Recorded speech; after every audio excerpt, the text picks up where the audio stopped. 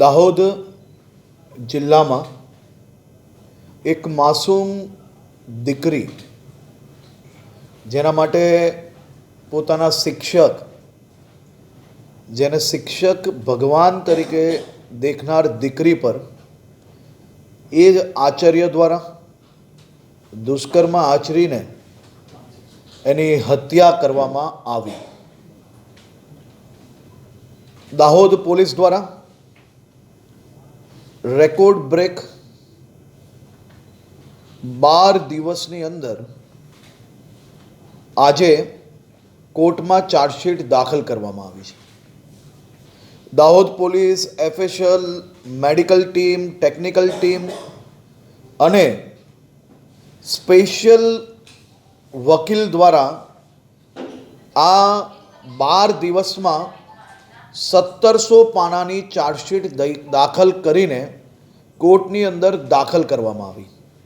ખાસ કરીને આ 1700 પાનાની ચાર્જશીટમાં 150 જેટલા સાક્ષીઓ ચેક કરવામાં આવ્યા છે અને વધુમાં વધુ સાક્ષીઓને ચાર્જશીટની અંદર લેવામાં આવ્યા છે.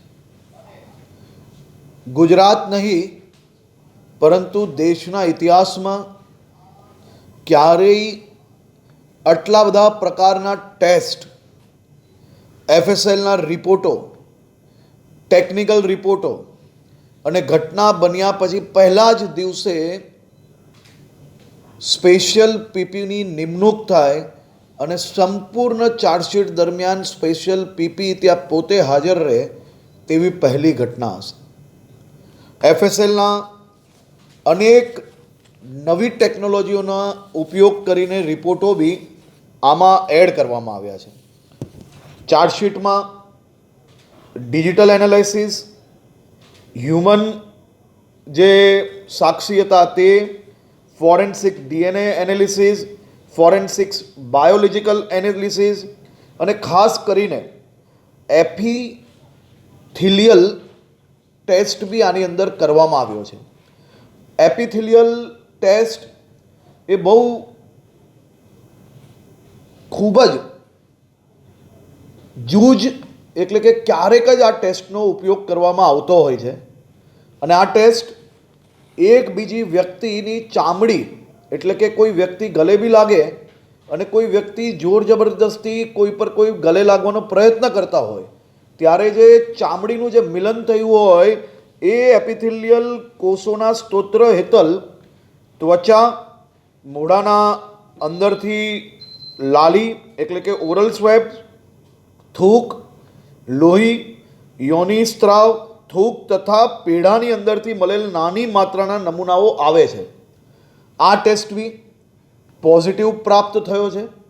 સાથે સાથે forensic psychological drone crime scene profiling અને ફોરેન્સિક સ્ટેટમેન્ટ એનાલિસિસ બી આ કેસની અંદર કરવામાં આવ્યું છે.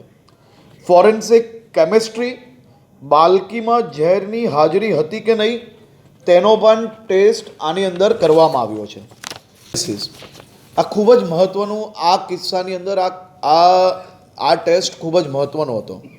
આ ઘટનામાં અને આ ગુનામાં આ બલાત્કારી પ્રિન્સિપલ દ્વારા પોતાની ગાડીનો ઉપયોગ કરવામાં આવ્યો હતો અને એ ગાડી ઘટના પછી તેમના દ્વારા ધોઈ લેવામાં આવી, પુરાવાઓ નાશ કરવાનો પ્રયત્ન કરવામાં આવ્યો.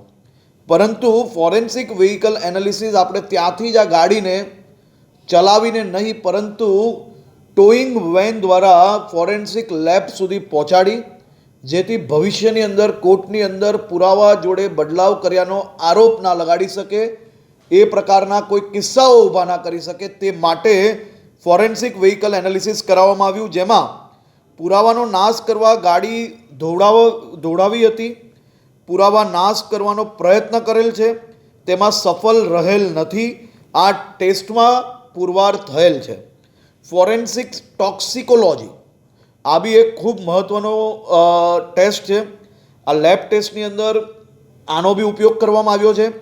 ફોરેન્સિક વોઇસ સ્પેક્ટ્રોગ્રાફી આ બી એક ખૂબ મહત્ત્વનો પુરાવો આવનારા દિવસોમાં આ બલાત્કારીને ફાંસી અપાવવા માટે ખૂબ મહત્ત્વનો પુરાવો છે, જેની અંદર આરોપીએ બીજા સાક્ષીને ડરાવવાની, ધમકાવવાની કોશિશ કરેલ હતી. તેનું રેકોર્ડિંગ પ્રાપ્ત થયું છે, તેનું પરીક્ષણ કરાવી લેવામાં આવ્યું છે, તેને FSL દ્વારા રિપોર્ટ લઈ લેવામાં આવ્યો છે. એટલે આરોપીએ આ ગુનો કર્યાનો સંપૂર્ણ પુરાવો આની અંદર બી મળેલ છે.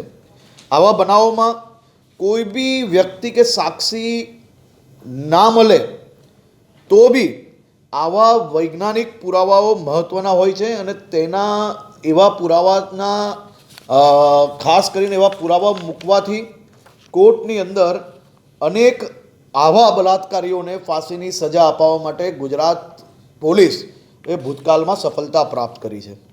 આ કિસ્સામાં ગુજરાત પોલીસ અને અન્ય વિભાગો દ્વારા છેલ્લા અનેક દિવસોથી કમસે કમ 300 લોકોની ટીમ આ દીકરીને, એના પરિવારને, રાજ્યની સૌ મહિલાઓને ન્યાય અપાવવા માટે રાત દિવસ એક કરીને કામ કરતી હતી. અને પોલીસે આ બધા જ ટેસ્ટો જોડે કુલ મલાઈને 65 જેટલા અલગ અલગ ટેસ્ટ રિપોર્ટો આ ચાર્જશીટની અંદર મૂકવામાં આવ્યા છે. આ ચાર્જશીટ 1700 પાનાની બનાવવામાં આવી છે અને ચાર્જશીટની અંદર કોઈ બી પ્રકારે આ બલાત્કારીને કોઈ બી પ્રકારની આજે લોઅર કોર્ટથી લઈને સુપ્રીમ કોર્ટ સુધી ક્યાંય બી રાહત ના મળે તે પ્રકારની ચાર્જશીટ બનાવવામાં દાહોદ પોલીસે ખૂબ જ મહત્ત્વની ભૂમિકા ભજવી છે. માનનીય મુખ્યમંત્રી શ્રી ભૂપેન્દ્રભાઈ પટેલજી દ્વારા પહેલા જ દિવસથી આ સંપૂર્ણ કેસમાં એની ઇન્ક્વાયરી ઉપર એમનું પૂરું ધ્યાન હતું અને દરરોજ એનું રિપોર્ટિંગ એમના દ્વારા, એમની ઓફિસ દ્વારા, જિલ્લા કક્ષાની પોલીસ કચેરીથી, ફોરેન્સિક સાયન્સ લેબોરેટરીથી, ગૃહ વિભાગ પાસેથી અને મારી પાસેથી બી લીધી છે. અને પૂરી ચાર્જશીટની સંપૂર્ણ માહિતીઓ એમને પોતે સમય આપીને, 1 કલાકનો પૂરો સમય આપીને આ ચાર્જશીટ એમને પોતે નિરીક્ષણ કરી છે. અમે સૌ લોકોએ નિરીક્ષણ કરીને આજે 11 વાગે દાહોદ કોર્ટની અંદર આ ચાર્જશીટ રજૂ કરી છે. ઘટના બનવાથી આજે 12મા દિવસે આ ચાર્જશીટ રજૂ કરવામાં આવી છે. કોંગ્રેસનો આરોપ છે કે તમારી વિચારધારાના સાથે સંકળાયેલા હોવાના કારણે સરકાર કોઈ બોલતી નથી, તો કામગીરી મંદ ગતિથી ચાલી રહી છે, તો તેને બચાવવાનો પ્રયત્ન કરે છે સરકાર. તો કોંગ્રેસના આરોપોને તો કોંગ્રેસના કાર્યકર્તા નથી માનતા. કોંગ્રેસ આ પ્રકારની દીકરીઓ જોડે જ્યારે કોઈ ઘટના બને ત્યારે રાજનીતિ કરવામાં વ્યસ્ત હોય છે અને અમે રાત દિવસ એક કરીને રેકોર્ડ બ્રેકિંગ ટાઈમની અંદર મેં તમને કયા એટલા પુરાવાઓ જોડે આ ચાર્જશીટ રજૂ કરી છે. મારી આપને વિનંતી છે કે ભૂતકાળના કોઈ બી કિસ્સામાં, કોઈ બી રાજ્યના કિસ્સાઓની અંદર આટલા પુરાવા જોડે રજૂ કરાયેલી ચાર્જશીટને કમ્પેર કરવામાં આવે, દિવસો કમ્પેર કરવામાં આવે, સમય કમ્પેર કરવામાં આવે.